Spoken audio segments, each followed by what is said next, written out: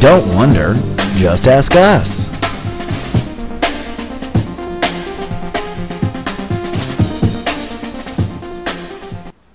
I'm Lauren Sarafan. I'm annoyed. No, only when sitting next to Lauren Sarafan, she always gets to open first. I'm Angelo Eros. A starts before L. I'm just saying. But that's not how we do it. No, it isn't. And we're here to take your questions. Yes. Meanwhile, we talked about that we had a slumber party. Yeah. And the earthquake, the 8.9 earthquake happened. Yeah. And it's weird because being a native Californian, I don't get out of bed for like a 6 or anything. You know, it's like you're supposed to stand in the doorway.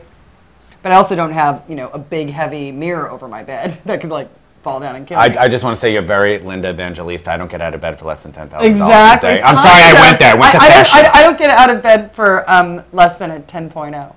But Really? Wow. And of course my mom said, I know you're going to laugh at me, but I put all my medications and prescriptions by the door. Yeah, because that's going to help when, you know, the leg of California, boom, just like falls into the ocean. Nothing's happening. Right. Oh, no, you know, it's horrible for them, of course, and it's a big deal, and it's scary. You see the tsunami, and you see it. Oh my! It's surreal, and it keeps going because in California it goes, and you feel it, and you're like, and then it's over.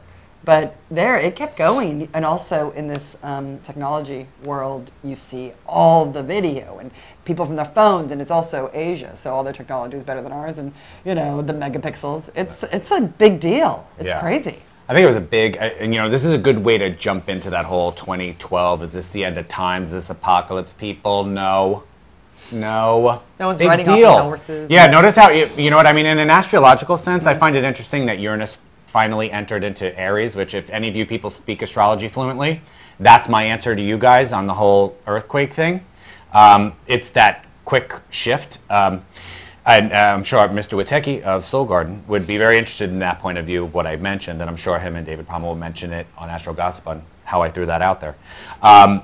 I would like to say that the world isn't going to end, and even though... you also say the Mayan calendar, they didn't show their work. They did it wrong. They're like not carrying their two. Yeah, right. There's another part of the Mayan calendar that it extends, so they didn't do the right math. It's like kind of like the calendar's off anyway, so it's kind of... But did the Mayans do it right, but we're doing the wrong Mayan math?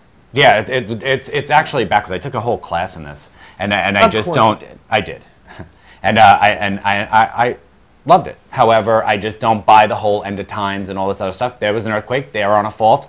That's what happens. Nobody's going anywhere. Right, here. California is not dropping off into the ocean. I don't see that ever being anywhere in any of our lifetimes. But I also believe people, they're jealous of the nice beachfront properties we have, and they think us first. Not so.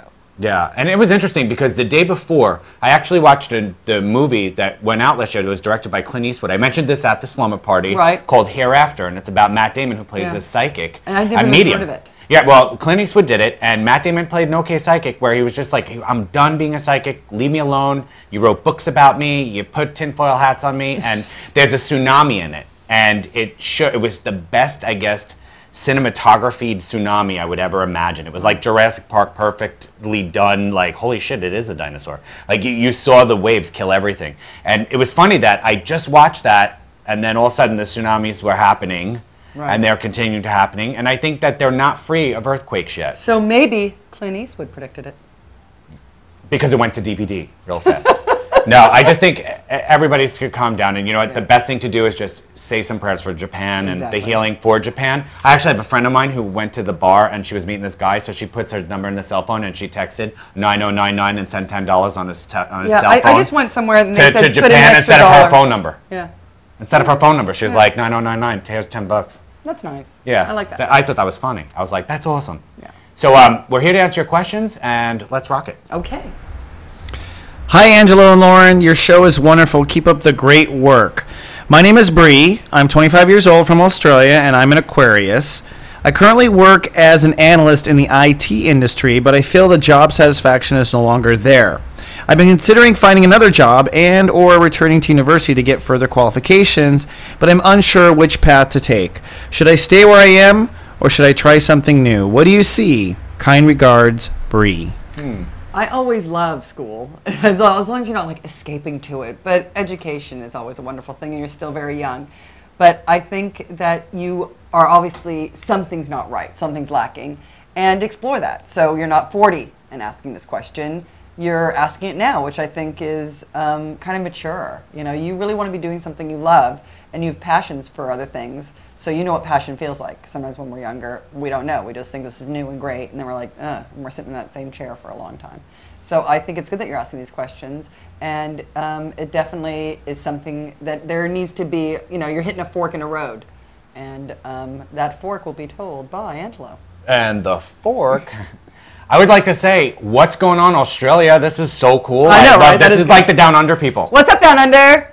Every single Australian I've ever met, I've wanted to have sex with. Yeah. And I'm just saying, it's just saying I'm allowed to be a human, besides this little, Yoda sitting here giving you answers in life and questions. Because Yoda's sexy as hell. Well, you know what? It's like, dude, you missed. No, I want to say. That just creeped serious, me out. I did. I really creeped me. That put me off. I shut her down emotionally, and I am so proud of that moment. Okay, I'm having my moment, but welcome Australia. This is awesome. I want to say, okay, you're going to be. It's kind of like when I see someone's life path of what they're going to do. It's very interesting that you bring up your sport. You're a competitive runner.